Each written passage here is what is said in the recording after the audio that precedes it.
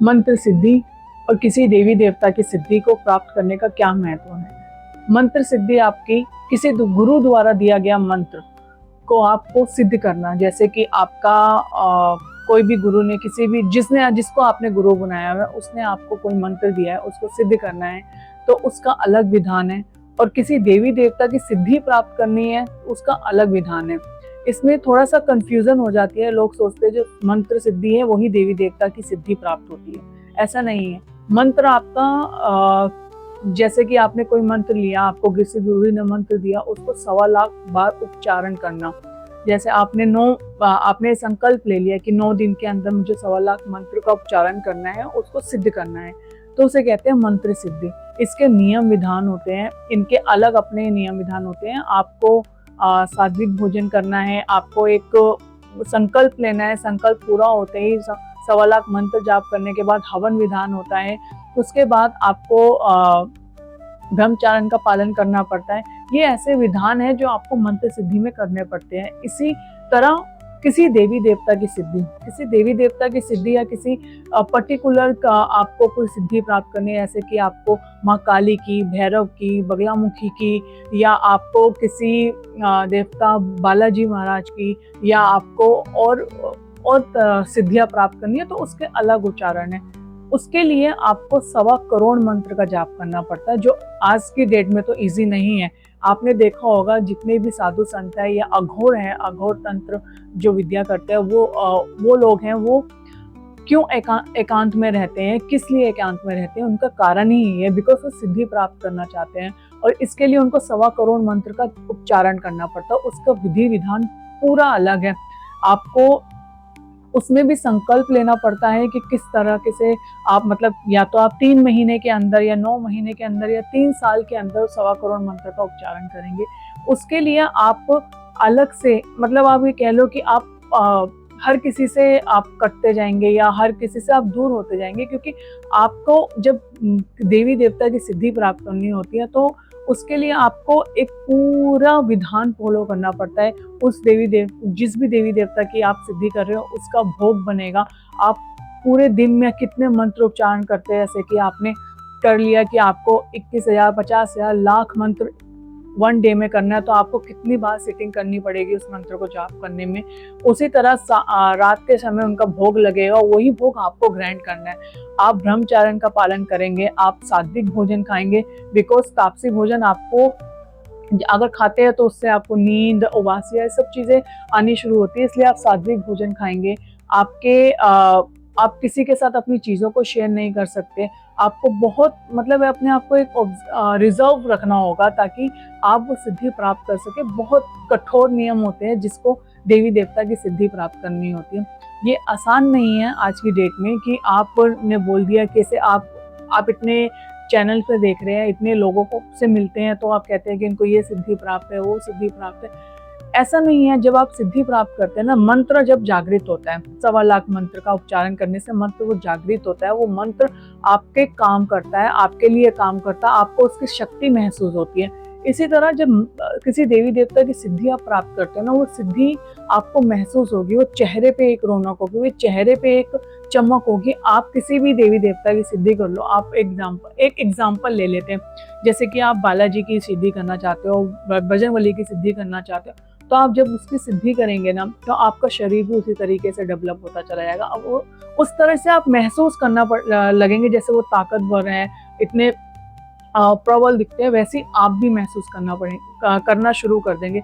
ऐसी किसी देवी देवता की सिद्धि आप प्राप्त करते हैं, किसी देवी की सिद्धि प्राप्त करते हैं, तो उसी का रूप है ना, आपको महसूस होगा कि आपका जो छवि है उसी की तरीके से बनती जा रही है।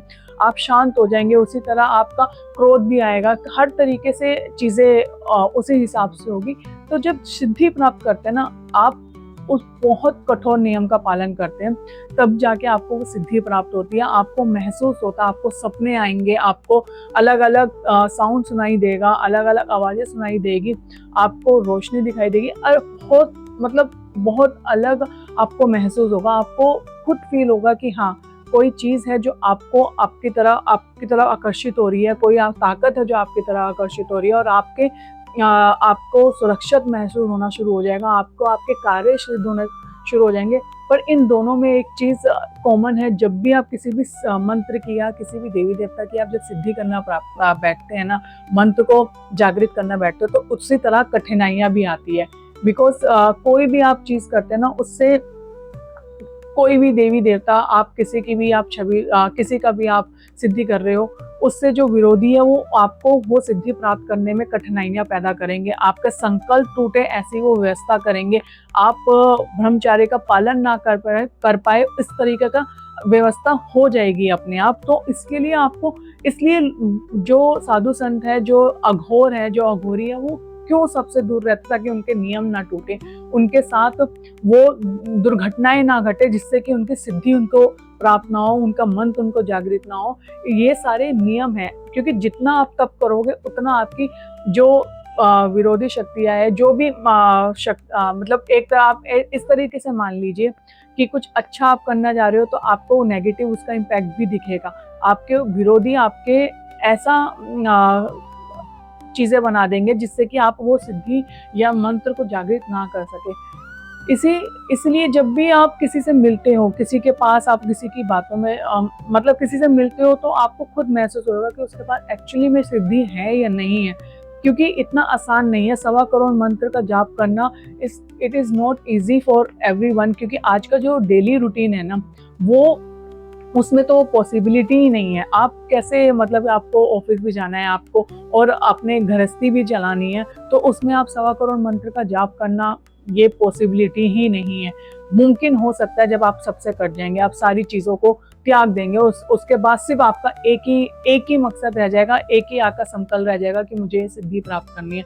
मंत्र जागृत कर सकते हैं, मंत्र जागृत करने में इतना कठिनाइयां नहीं होगी, मंत्र आप इजीली जागृत कर सकते हैं, क्योंकि आपको 9 दिन का संकल्प लेना है, 11 दिन का संकल्प लेना है, तो मंत्र जागृत हो जाता है। जैसे गुप्त नवरात्रे गए, या गुप्त नवरात्रों में साधक क्या करते हैं, अपने मंत्र को जागृत करते हैं। इसी तरह सिद्धियां, जब सिद्धि प्राप्त करनी होती है तो वो हर तरीके से सबसे दूर होके उस पर्टिकुलर के जो पर्टिकुलर जो चीज़ चाहिए उनको, जिसकी सिद्धि चाहिए, उसी में लगे रहते हैं, उन सब का वो नियम फॉलो करते हैं।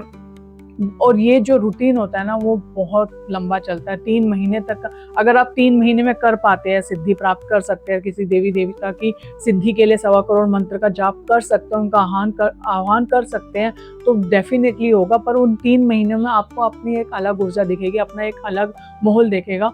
उससे आपको क्या होगा ना, जो आपके नेगेटिव, आपके आसपास जो नेगेटिव पर्सन है, जो भी आपका बुरा चाहते हैं, वो आपसे दूर होता चले जाएंगे। ऐसा हो जाएगा कि उनके साथ आपका या तो झगड़ा हो जाएगा, या उनके साथ कोई ऐसे क्लैशेस पैदा हो जाएंगे जिससे कि आप और वो अलग हो जाएंगे। क्योंकि आपके सबसे पहले ना, जब आप मंत्र सिद्धि और सिद्धि प्राप्त करते हो, तो आपके जितने भी नेगेटिव चीज़ें हैं वो निकलना शुरू करती है। और दूसरी तरफ आपके साथ ऐसा होना शुरू हो जाएगा कि आप उस साधना को पूरा ही ना कर सकें। तो आप जब भी किसी से पर्सन से मिले ना, उसको आप पहले पूरी तरह आप सेटिस्फाइड हो जाए कि इनके पास सिद्धि है नहीं है, क्योंकि मंत्र से आपके काम होंगे, सब कुछ होगा, पर सिद्धि इज नॉट कि आपको इतनी आसानी से मिल सकती है। अगर इतनी आसानी से मिलती तो हर कोई सिद्धि प्राप्त कर रहा होता। इसके लिए आपको बहुत कड़े नियम फॉलो करने पड़ते हैं। ऐसी ही नहीं आपके जो आप मणिकर्णिका घाट पे चले जाइए, वहाँ आप देखिए, वहाँ पर किस तरह से साधक अघोरी लगे रहते हैं सिद्धि प्राप्त करने के लिए। उनका भी एक अलग ही ऑरा होता है और अलग ही चीज़ें होती है। आप किसी की बातों में ना आए, इसलिए बस ये आपको मैं क्लियर कर रही हूँ कि सिद्धि और मंत्र में क्या फ़र्क है, मंत्र जागृत करने में और सिद्धि प्राप्त करने में क्या फ़र्क है। इसलिए मैं आपको ये गाइड कर रही हूँ कि आप किसी की भी बातों में या किसी के भी झूठ में ना फंसिए। इसको आप खुद महसूस करेंगे जब कोई आप ऐसे इंसान से मिलेंगे। ऐसा नहीं है, मैं ये नहीं कह रही कि किसी के पास नहीं है, ऐसे बहुत लोग हैं जिनके पास सिद्धियां हैं, और उनके साथ आप बैठते ही आप महसूस करोगे कि हाँ कुछ है, एक ऐसी एनर्जी आपको महसूस होगी कि जिससे कि आपको लगेगा कि इस इंसान ने बहुत साधना करी या तप किया है, जब जाके आज वो उनके पास इतनी सिद्धियां हैं।